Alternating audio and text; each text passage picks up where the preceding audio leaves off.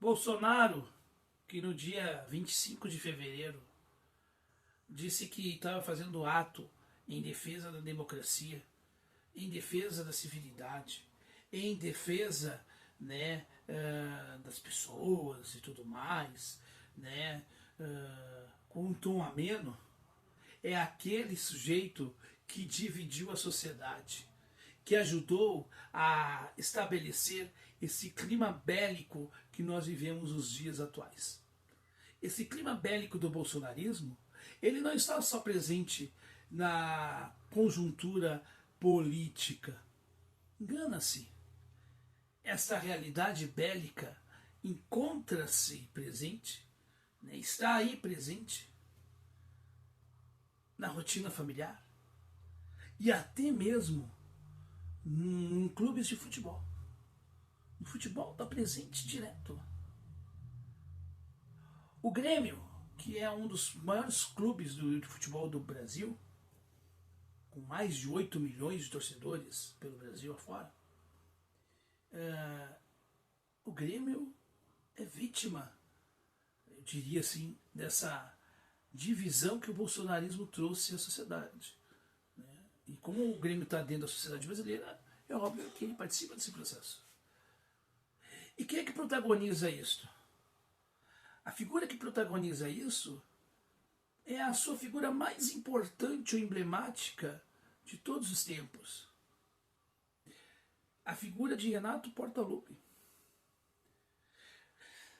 Todos os clubes têm figuras que são as mais importantes. E o Grêmio tem uma, que é Renato Portaluppi, o técnico do Grêmio atual. O técnico do Grêmio atual está fazendo aquilo que o Bolsonaro faz de melhor, que é a divisão entre nós e eles. E a criação também é bem interessante, né, do inimigo invisível. A briga que Renato Portaluppi estabelece com a crônica esportiva gaúcha é a mesma briga, da mesma dimensão da briga que Bolsonaro estabeleceu com a imprensa que cobre política a nível nacional durante o seu mandato. Talvez Renato Portaluppi não tenha tido ainda, é claro, aquele momento de gritar com repórteres do gênero feminino. E acho até que o Renato não tem essa indelicadeza. Acho que não, tomara que não. Mas Renato faz o quê? Renato mascara a realidade de um time que é ineficiente para ganhar a Recopa Gaúcha e que faz o papelão de não receber a medalha de segundo lugar, merecida a medalha de segundo lugar, porque não mereceria jamais ganhar o primeiro lugar daquele campeonato, que pode não ser um grande campeonato dos campeonatos mundiais disputados pelo mundo afora e nas galáxias, mas o Grêmio não foi receber a segunda medalha, a medalha de vice-campeão. Porque não quis receber, porque era uma medalha inferior. O povo de Juí, que muitas vezes não tem acesso a ir a Porto Alegre, porque Juí é muito longe, quis ver os jogadores do Grêmio, que nem eram os titulares em si, né? E alguns pés de rato, como diríamos na gíria do futebol, sequer foram capazes de ir lá para cumprimentar o torcedor. O Renato, que se diz tão amante do Grêmio, tão gremista, disse na mesma coletiva em que atacou a imprensa, os cornetinhos, como ele disse, que por ele aumentava sempre o seu salário. Ele ganha 1,5 milhão. 1,5 milhão. Mas ele, 1,5 milhão, ele não consegue viajar para Ijuí. São 8 horas, 6 horas de viagem, sabe? Quantas horas de viagem? É cansativo demais. O que dirá do trabalhador brasileiro, que todos os dias viaja 4 horas para ganhar, quem sabe, 3 mil, quando ganha 3 mil reais. É essa a realidade que nós temos. O Renato, que não consegue fazer o time decolar, faz da briga com a imprensa a sua verdadeira cortina de fumaça. Porque se inspira, talvez de forma inconsciente, com aquilo que ele gosta na política.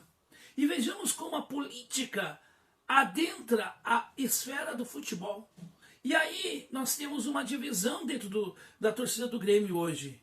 Porque tem aqueles que são os que defendem o Renato e os que não defendem o Renato. Porque, bom, o Renato é o ídolo, então a gente não pode criticar o Renato. Não podemos criticar o Renato. Então nós temos os gremistas das Renatetes e os não Renatetes. Como se quem critica o Renato é menos gremista de quem não critica. E quem não critica é mais gremista, não. Quem é gremista. Depende de Renato ou não. O Grêmio deveria estar à frente, mas hoje, para muitos, o Renato está à frente do Grêmio. Como para muitos, em termos de Brasil, Bolsonaro está à frente do Brasil, que estes dizem tanto amar e usam, né, símbolos nacionais. E se tu perguntar para os ananás que andam de verde e amarelo por aí, o que significa o dia 15 de novembro, eles vão dizer que o dia 15 de novembro é a independência do Brasil. Eles nem sabem o que é a proclamação da República, por exemplo. Nem sabe o que é uma república, para começo de conversa. Então há muitos, né, nós estamos vivendo a era da ignorância, a era da divisão, do ódio e da filosofia do Homer Simpson. A culpa é minha, eu coloco quem eu quiser. A culpa é minha, eu transfiro quem quiser e faço um carnaval.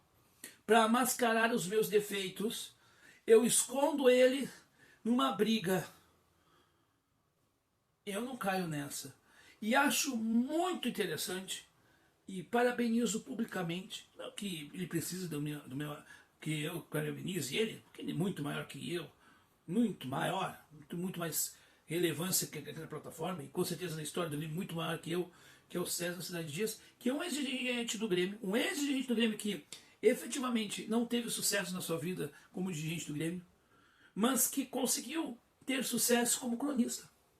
E quem tem sucesso como cronista é quem consegue observar os fatos.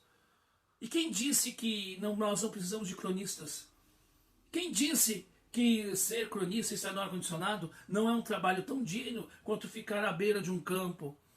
Quem disse que cronistas não merecem ser respeitados? Até porque muitos, quando não conseguem mais ficar na beira do gramado, vão para o ar-condicionado no futuro. Isso o Renato talvez ignora. O mesmo Renato que não ficou no Flamengo. O mesmo Renato que diz que obedece à direção do Grêmio, mas que faz e pinta e borda, determina e manda com uma direção aparentemente frouxa. E com uma parte da torcida anestesiada, vendo tudo isso como se isso fosse normal. O Renato está tentando implantar o que os bolsonaristas queriam implantar no Brasil durante o período do Bolsonaro no poder. A anomia. Os bolsonaristas, o sonho dos bolsonaristas era o quê? A anomia, a não regulamentação de nada, que é o que está acontecendo na Argentina. A não regulamentação de nada, o nada. E aí o Renato quer isso, que é uma anomia no Grêmio para que ele se estabeleça. Mas essa anomia é benéfica para o todo? Fica a reflexão. Será que ainda é mais forte o eu ou o nós? Fica também esta reflexão. E antes que você diga que eu estou misturando alhos com bugalhos e que eu estou fazendo ideologia, quando você, bolsonarista, diz que é contra a ideologia de A ou B ou C, saiba que você está sendo hipócrita ou ingênuo. Mas acho que é muito mais hipócrita do que qualquer coisa. Porque no fundo, a gente está vendo que o bolsonarismo é uma ideologia tão nefasta às vezes quanto outras tantas. Principalmente porque ela começa do princípio da negação. E a negação é o princípio exatamente da mentira. E é da mentira que vai fazer com que a gente não olhe as coisas como elas são, a partir da realidade que faz com que a gente transforme ela naquilo que a gente tem que transformar. Porque quem não olha a realidade não consegue mudar nada. Mas é assim. Esta é a situação do nosso país. Vivemos uma sociedade dividida. O nós e eles do PT, incorporados pelo bolsonarismo, que adentrou na psicosfera, inclusive adentrou na psicosfera clubística. Isso sem falar que até mesmo nas entidades religiosas nós temos essa divisão. Posso falar isso com muita tranquilidade e com tristeza ao mesmo tempo. Esta é uma das coisas mais tristes de nossa época. A divisão, o ódio que o bolsonarismo trouxe à sociedade. Nós precisamos nos desintoxicar, mas não vai ser com o gabinete do amor do PT, que introduz mais ódio contra o ódio do Bolsonaro. Ou o medo de não aceitamos o neoliberalismo do Lula para não termos o retrocesso do Bolsonaro. É olharmos de fato as coisas como elas são, enfrentarmos o monstro e sermos como Golias, que pequenino que foi, mas gigante o necessário para destruir o gigante com uma pedrada. Pensemos nisso.